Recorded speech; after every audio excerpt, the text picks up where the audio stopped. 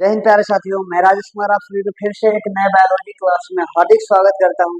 आशा करता हूं कि आप सभी लोग बहुत ही अच्छे होंगे। तो आज हमारा बायोलॉजी का एक नया टॉपिक स्टार्ट हो रहा है जिसमें हम लोग बात करेंगे सेंस ऑर्गन, जिसे हिंदी में बात करते हैं क्या, ज्ञानेंद्रियां। ज्ञानेंद्रियां क्या होती है, कितनी प्रकार की होती है, एक एक करके हम लोग सब कवर करेंगे। बिकॉज एक सेशन में पूरा तो हमारा हो नहीं पाएगा, इसके बारे में हम लोग चर्चा करेंगे। ठीक है, तो आइए स्टार्ट करते हैं। सबसे पहले टॉपिक हम लोग क्या करते हैं, ज्ञानेंद्रिय के बारे में। ठीक है, इसे इंग्लिश में कहते हैं सेंस ऑर्गन। अब यहाँ तक आपको थोड़ा सा पता चलना चाहिए कि सेंस जैसे ही पता चलता है तो सेंस का मतलब होता है पता करना। जैसे ही बाहरी वातावरण में कुछ भी इधर उधर थोड़ा सा भी होता है ना, तो उसे आपको अनुभव होता है, तो उसी को हम लोग कहते हैं सेंस करना।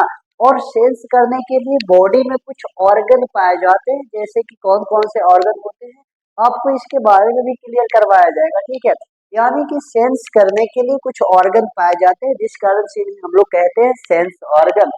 और सेंस ऑर्गन को हिंदी में कहा जाता है ज्ञानेंद्रियां। तो ज्ञान इंद्रिया में भी ज्ञान छुपा हुआ है क्या? ज्ञान का मतलब ऐसा कि जैसे भी वातावरण, जैसे कि आप जहां पर भी हैं तो उसके आसपास सभी जगह क्या है, वातावरण है। यानी कि वातावरण में किसी प्रकार का चेंज आएगा, जैसे कि कहीं से ढंढून का आवाज आया, मतलब कुछ हल्ला ही हुआ, तो आपको एज ए तुरंत पता चल जाता। या तो हो सकता है कि जैसे ही कुछ महक आती है तो आपके जैसे कि मतलब नाक पता कर देता है कि बहुत अच्छी गंध आ रही है, खराब गंध आ रहा है। ठीक है, या तो कुछ ऐसा ही मतलब जैसे कभी हुआ होगा ऐसा कि बाहर बहुत मतलब कि ऐसा नहीं होता है कि धुंध निकल जाती है, जैसे कि धुआं ऐसा आ जाता है तो आंख में दौरे सब आने लगता है। ठीक है, तो ये सब क्या होता है, ज्ञान इंद्रिया होता है। जैसे कि और बात करें तो जीव का, तो जीव क्या करता है, जैसे ही हम लोग कुछ भोजन लेते हैं तो स्वाद कितना है ये सब सब बातें बता देता है। ठीक है, यानी बताता तो ये नहीं, लेकिन हमें तो कहीं ना कहीं पता चल जाता है ना। यानी कि ये सब ऑर्गन हमें क्या करते हैं, बाहरी के वातावरण को सेंस करवाते हैं। सेंस का मतलब बोले तो सेंस का मतलब ये कि हमें पता करवाते हैं। इसी कारण इन्हें बोला जाता है सेंस ऑर्गन, यानी कि ज्ञानेंद्रियां बोला जाता है। अब आते हैं ज्ञानेंद्रियां, तो हम लोग को पता है, यानी कि पढ़ेंगे भी ज्ञानेंद्रियां एक एक करके, और हम लोग जान रहे हैं ज्ञानेंद्रियां क्या क्या होती है, आप बातें पता होगा। ठीक है, यदि मैं ज्ञानेंद्रिया की बात करूँ तो ये मुख्यतः 5 होते हैं। ठीक है, अब कौन कौन होते हैं, तो सबसे पहला हम लोग स्किन के बारे में बात करेंगे। ठीक है, स्किन का मतलब होता है त्वचा। दूसरा बात करेंगे ईयर के बारे में, ईयर मतलब होता है कान। तीसरा बात करेंगे आई, आई यानी आंख के बारे में। चौथा बात करेंगे नोज यानी नाक के बारे में। और पांचवा बात करेंगे टंग यानी जिभ के बारे में। अर्थात हम लोग सभी सेंस ऑर्गन के बारे में बात करेंगे, तभी तो हमें पता चलेगा कि बाहरी वातावरण में जो भी परिवर्तन होता है तो उसे हम लोग अनुभव कैसे करते हैं, उसे कैसे हम लोग सेंस करते हैं। अर्थात मैं एक शब्द में बोलना चाहूँ कि सेंस ऑर्गन का वर्क क्या होता है, इसका वर्क क्या हो जाएगा, बाहरी वातावरण में जो भी कंडीशन है, मतलब कि ऐसे सेंस पता करना, जैसे कि जो भी परिवर्तन आ रहा है तो उन सभी परिवर्तन को सेंस करना, पता करना क्या कहलाता है, मतलब कि सेंस ऑर्गन का वर्क होता है। ठीक है, अब बात करेंगे हम लोग एक एक पढ़ेंगे तो उस समय पता कर लेंगे कि इसका महत्वपूर्ण क्या होता है। समझ में आई बातें? तो आइए सबसे पहले हम लोग स्टार्ट करते हैं स्किन के बारे में। तो स्किन क्या होता है इसके बारे में हम लोग स्टार्ट कर रहे हैं ना। तो स्किन के बारे में सबसे पहली बात है, स्किन एक प्रकार का संयोजी ऊतक होता है। संयोजी ऊतक का मतलब मैं बात करूं, इसे इंग्लिश में बोलते हैं कनेक्टिव टिश्यू। कनेक्टिव और ऊतक को कहते हैं टिश्यू। समझ में आई बात है? यानी कि इसे बोला जाता है कनेक्टिव टिश्यू बोला जाता है। ठीक है, अब यहाँ पे आपको संयोजी का मतलब नहीं पता चल रहा है तो कभी कनेक्टिव से कनेक्ट शब्द यहाँ पे किया गया है। ठीक है, यदि आप पीछे उत्तक का प्रकार पढ़े होंगे यदि आप क्लास 9 पढ़ चुके हैं तो क्लास 9 में ही ये बातें पढ़ाई जाएगी। उत्तक वहाँ पे 4 प्रकार का होता है, आपको वहाँ पे बताया जाता है। ठीक है, उसमें से एक उत्तक आती है कनेक्टिव टिश्यू। ठीक है, नहीं भी पढ़े कोई बात नहीं, यहाँ पे समझिएगा। कनेक्टिव का मतलब होता है कनेक्ट करना। कनेक्ट करना का मतलब यह कि ऐसी ऊतक होती है जो औरों को अनेकों अंगों से कनेक्ट करती है, और कनेक्ट करने वाले जितने भी ऊतक होते हैं उन सभी को हम लोग कहते हैं संयोजी ऊतक। एज ए एग्जाम्पल के रूप में सबसे पहला स्किन। स्किन जैसे कि क्या करें, तो स्किन यहाँ पे बॉडी के ऊपर सभी जगह स्किन फैली हुई है। ठीक है, तो स्किन इस बॉडी को इस ऑर्गन से कनेक्ट करवा रही है, यानी कि यह एक प्रकार का संयोजी ऊतक हो गया। इसी प्रकार से आप ब्लड को ले लीजिएगा, तो ब्लड भी क्या होता है, ब्लड भी सर्कुलेट करती रहती है, यानी पूरे बॉडी में फ्लो होते रहती है। तो कभी यहाँ ऑर्गन में आएगी, कभी नीचे ऑर्गन में जाएगी, मतलब हर ऑर्गन में जाती रहती है, यानी कि वह भी एक प्रकार का ऑर्गन से ऑर्गन को कनेक्ट करती है। इसी कारण से उसे भी हम लोग कहते हैं क्या, संयोजी ऊतक। तो संयोजी ऊतक का मतलब यहाँ पे पता चला होगा। नहीं तो हम लोग ऊतक पढ़ेंगे, ऊतक का प्रकार पढ़ेंगे, तो वहाँ पे सारी बातें क्लियर कर देंगे, ठीक है। क्योंकि यहाँ पे हम लोग ऊतक के बारे में नहीं पढ़े, हम लोग को यहाँ स्किन यानी त्वचा के बारे में पढ़ना, ठीक है। दूसरी बात है, ये बातें समझिएगा, यदि आप स्किन का स्टडी कर रहे हैं, जैसे कि मान लिया जाए आप आने वाले समय में यदि डॉक्टर बन जाए, ठीक है, तो उस समय यदि आप क्या कीजिएगा, कोई कोई ऐसे डॉक्टर होते हैं जो क्या होते हैं कि मतलब स्पेशलिस्ट होते हैं, स्पेशलिस्ट मतलब विशेषज्ञ, यानी ऐसे कि वह केवल स्किन के बारे में अध्ययन करे, यानी कि उसके बारे में पूरी जानकारी रखा है, और जो भी प्रॉब्लम होता है स्किन को तो उसको इलाज कर देता है, ठीक है। यानी इसी प्रकार से आप देखे होंगे कोई कोई का ब्रेन का मतलब बहुत अच्छे डॉक्टर होते हैं, कोई हार्ट के बहुत अच्छे डॉक्टर होते हैं, ठीक है। तो वे सभी को क्या कहते हैं, मतलब कि ऐसे स्पेशलिस्ट बोला जाता है। इसी प्रकार से कोई इंसान यदि स्टडी किया है क्या स्किन के बारे में, तो उस स्टडी को हम लोग कहते हैं डर्मेटोलॉजी, अर्थात ये बोल सकते हैं यदि कि स्किन का स्टडी किया जा रहा है ना, त्वचा का स्टडी किया जाए, तो उसे कहते हैं क्या कहते हैं, डर्मेटोलॉजी कहा जाता है। इसी प्रकार से अलग अलग होता है, जैसे कि हड्डियों के बारे में स्टडी कीजिएगा, तो हड्डियों को स्टडी करेंगे तो उसे कहा जाता है ऑस्टियोलॉजी कहा जाता है, ठीक है। तो उस जब हम लोग पढ़ेंगे तो सब बातें कर लेंगे। अभी तो बोन हम लोग पढ़े नहीं, हड्डी नहीं पढ़े हैं, ठीक है। तो अभी हम लोग स्किन का बात करें, स्किन का स्टडी क्या कहलाता है, डर्मेटोलॉजी कहलाता है। इसकी मैं अवधि की बात करूँ तो लगभग 28 से 23 दिन यानी कि दिनों तक होता है। अब ये बातें सुनकर आपको लगेगा कि क्या कि 28 या 30 दिन में क्या यह मर जाता है क्या, तो ऐसी बातें नहीं है। 28 से 30 दिन में ऐसे अप्रोक्स 1 मंथ ले लिया जाता है, ठीक है।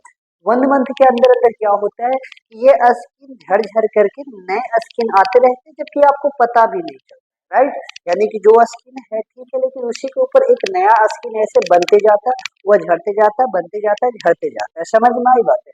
तो लगभग 28 से 30 दिन ऐसे मतलब मंथली ले सकते हैं, राइट।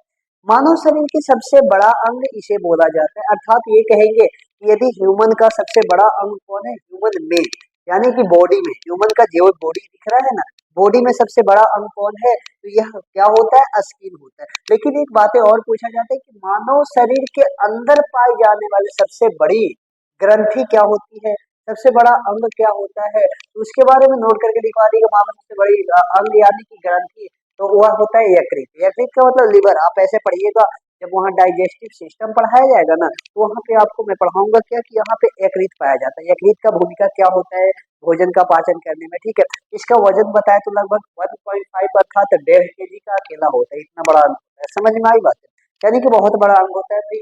तो ये नोट पॉइंट करके लिखिए, ये स्किन का कोई रिलेटेड नहीं है, ठीक है। अब बात रही कि स्किन के बारे में छोटी सी फॉर्मेशन की। अब इसका कार्य क्या होता है, तो इसका वर्क में बात करूं तो वर्क सबसे पहला है विटामिन डी का सिंथेसिस करना। सिंथेसिस का मतलब कि जब विटामिन डी की कमी होती है तो विटामिन डी का यही क्या करता है, निर्माण करता है, फॉर्मेशन करता है, राइट। तथा साथ ही क्या करता है, कीटाणुओं को मारने का भी कार्य करती है। अर्थात जैसे आपको कभी तो ऐसा हुआ होगा, जैसे आप आराम से बैठे हुए, लेकिन कभी यहाँ पे खुजली होता है, कभी यहाँ पे खुजली होता है, मतलब कि बॉडी में कहीं खुजली हो रहा है, तो खुजली होने का मतलब समझिएगा कि वहां पे कीटाणु बैठ रहे हैं, कीटाणु बाहरी जो वातावरण है ना, वो आपके बॉडी पर बैठ रहे हैं और बॉडी के अंदर प्रवेश करना चाह रहे हैं, ठीक है। लेकिन अब आप कहिएगा कि ऐसे कीटाणु तो दिखाई नहीं देते, तो आपको तो पता है कि कई ऐसे जीव हैं जिन्हें आप अपनी आंखों से देख नहीं पाइएगा, अर्थात इतने सूक्ष्म जीव कि आप उसे देख नहीं पाइएगा, ठीक है। उसे हम लोग कहते हैं बैक्टीरिया। और यहाँ पे आप जहाँ पे बैठे हैं वहां भी बहुत सारे बैक्टीरिया हैं, इतना कि आप यहाँ तक कि अनुमान नहीं लगा पाइएगा, ठीक है। जैसे मैं एग्जाम्पल बात करूं तो जैसे कि आपके मुख में या तो हमारे मुख में, जैसे इंसानों के मुख में बहुत सारी बैक्टीरिया पाई जाती है, ठीक है। क्योंकि अनुमान तक नहीं लगाया जाता, बहुत सारे, यानी कि आप पढ़िएगा तो लगभग बहुत ज्यादा पाया जाता है, ठीक है। तो बहुत सारे यानी कीटाणु पाए जाते हैं, और हमें खुजली होती है तो उस दौरान क्या होती है, वही कीटाणु आकर के बॉडी के स्किन के ऊपर बैठ जाती है, तो आप खुजलाते हैं तो वहां पे थोड़ा सा हट जाती है, तो वहां पे ठीक हो जाता है, राइट। लेकिन कभी कभी क्या होता है कि आप पूरी तरीके से मतलब कह सकते हैं कि बीमार पड़ सकते हैं, मतलब बहुत ज्यादा बीमार पड़ जाते हैं। तो ऐसा इस कारण कि क्या होता है कि कभी कभी कीटाणु ज्यादा बॉडी के मतलब कि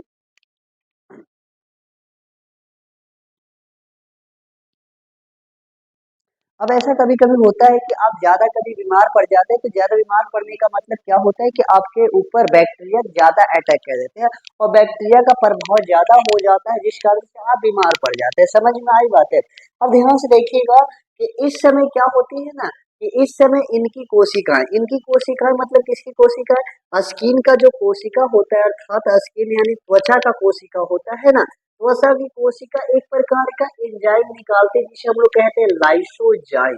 लाइसोजाइम अब यह काम क्या करती है, जैसे ही बैक्टीरिया बॉडी के अंदर प्रवेश करना चाहेगा तो स्किन को कोशिकाएं जो है उनको पता चल जाती है और स्किन की कोशिकाएं लाइसोजाइम नामक एंजाइम निकालती है और यही लाइसोजाइम क्या करती है, बैक्टीरिया को मार देती है।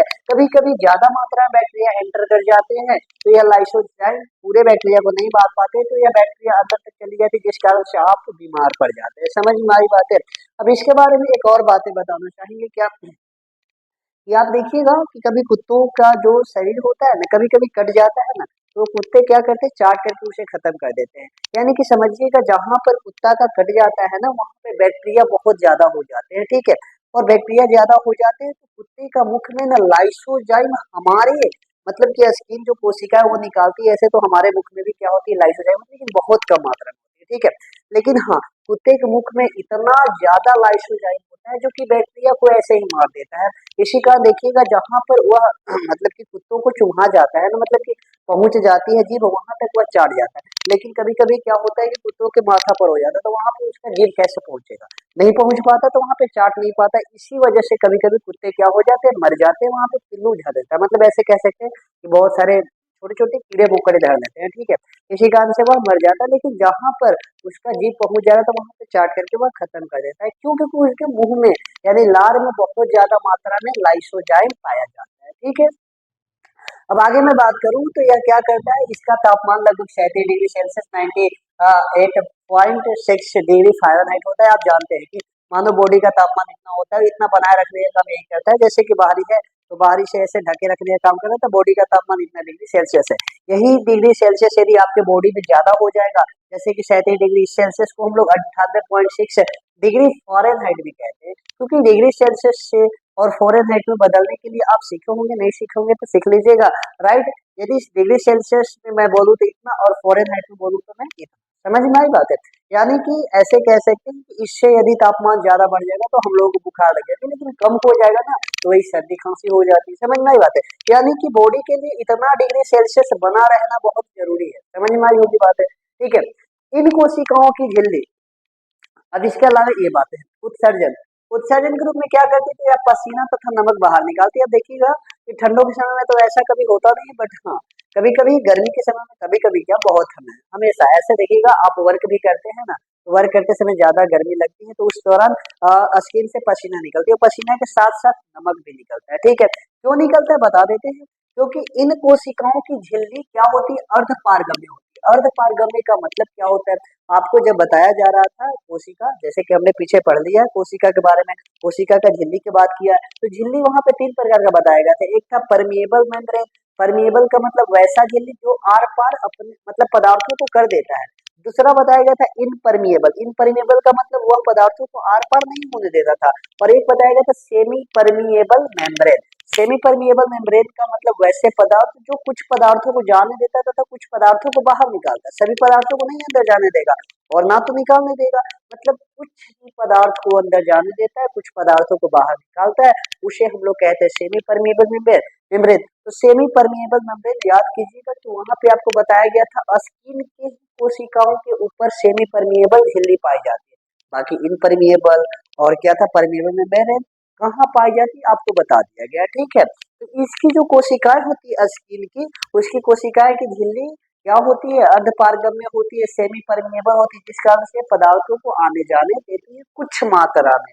और इसी कारण क्या होता है, तेल क्रीम तथा दवाई, जैसे दवाइयां मतलब लगाने वाला जब लगाते हैं तो कुछ समय के बाद क्या हो जाती है, यहाँ से खत्म हो जाती है, अर्थात इनकी कोशिकाएं अवशोषित कर देती है। क्यों अवशोषित करती है भाई, तो इनके लिए अच्छा है इसी कारण से अवशोषित कर लिए, लेकिन हाँ जो इनके लिए खराब हो गई बाहर निकाल देती, जैसे कि पसीना। समझ में आई बात है?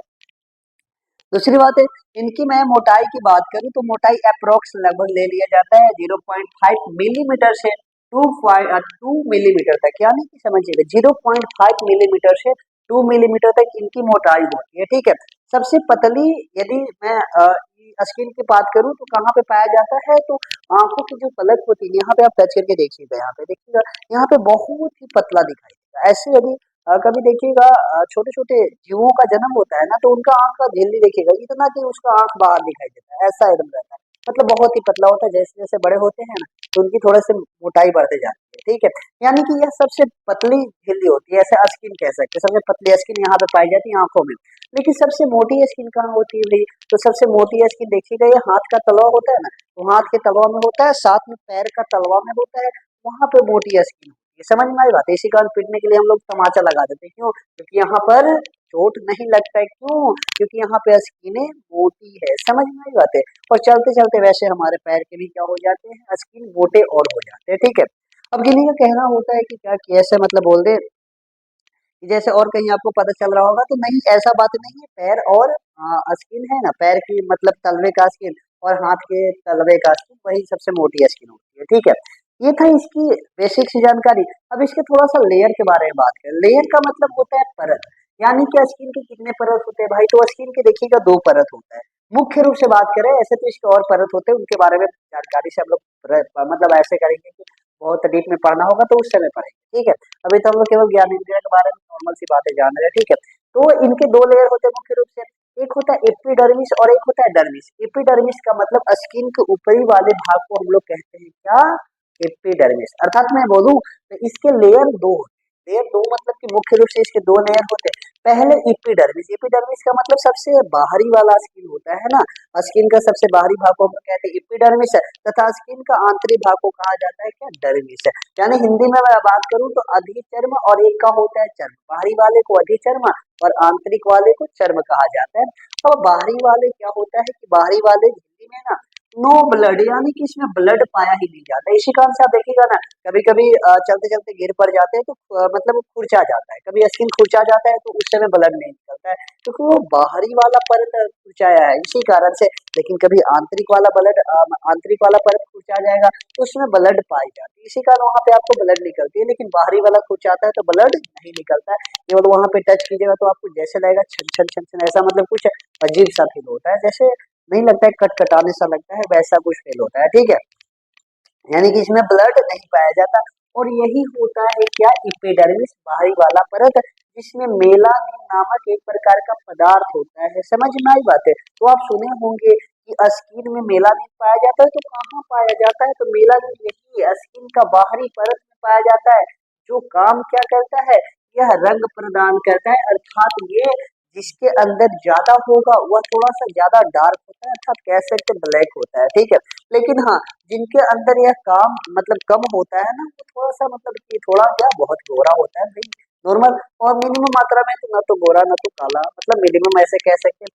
लेकिन बात रहती है कि इसका होने का भी फायदा होता है। यह काम क्या करता है भाई, यूवी रे को प्रोटेक्ट करता है, यूवी रो से प्रोटेक्ट, यानी कैसे कह सकते हैं कि जब सूर्य का प्रकाश की किरणें आती है ना, तो देखिएगा जो मतलब जिनका स्किन ज्यादा काला होता है ना, तो उनमें मेलानिन ज्यादा पाया जाता है, और मेलानिन ज्यादा पाया जाता है तो वह यूवी रे को अपने अंदर अवशोषित कर लेती है, कोई प्रॉब्लम नहीं होता है। लेकिन कभी कभी क्या होता है, जिनका स्किन काला नहीं है तो उनमें मेलानिन कम पाया जाता है, तो उनको क्या हो जाता है कि स्किन कैंसर हो जाता है, स्किन में कुछ ना कुछ बीमारी आ जाए तो जल्दी बीमार पड़ जाते हैं, राइट। इसी कारण से मेलानिन कहीं ना कहीं जितना मात्रा में मतलब ज्यादा है तो उसके लिए भी फायदा है, और कम है तो भाई गोरा तो ये फायदा ही है। ठीक है, अब दूसरा मैं बात करूं, इसका लेयर दूसरा यानी कि डर्मिस यानी चर्म के बारे में बात करूं, तो चर्म में क्या होता है कि चर्म आंतरिक वाला परत होता है, यानी कि परत ऐसे लेयर बताए स्किन का 2 लेयर, बाहरी वाला तो ये आंतरिक वाला होता है स्किन के ऊपर, और स्किन का नीचे वाला। ठीक है, तो स्किन के नीचे वाले में क्या पाई जाती है, ग्रंथि।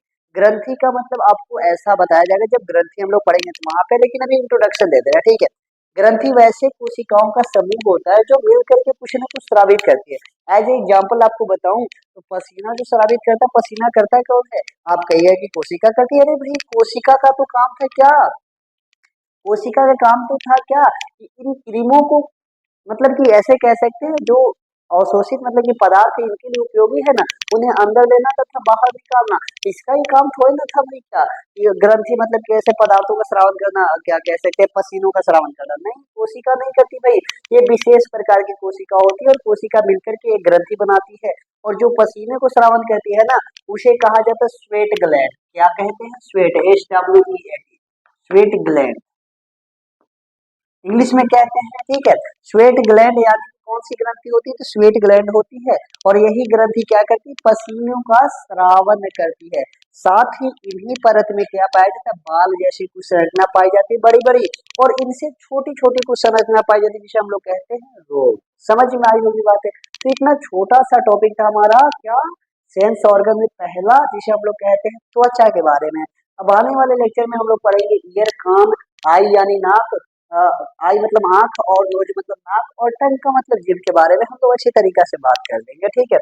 हाँ, यहाँ तक आपको वीडियो बहुत अच्छा लगा होगा। हाँ, किसी का कमेंट था क्या जी, थोड़ा सा क्या है कि हो सकता है आपको कभी इसमें जैसे कि इसमें क्या है कि हो सकता है आपको कभी ऐसे स्टार्ट करने से पहले कि यदि आपको थोड़ा सा वॉइस प्रॉब्लम होगा तो उसे थोड़ा सा मैनेज कीजिएगा, और साथ में यहाँ पे थोड़ा सा कुछ आपको हाईलाइट यानी कि ऐसे कह सकते हैं कि अच्छी तरीका से नहीं दिखाई दे, तो थोड़ा सा आप क्या कीजिएगा कि सेटिंग में जा करके इसे थोड़ा सा क्वालिटी को बढ़ा लीजिएगा, ठीक है। बाकी फिर मिलते हैं ऐसे मजेदार नेक्स्ट वीडियो में, तो आज के लिए सभी को धन्यवाद।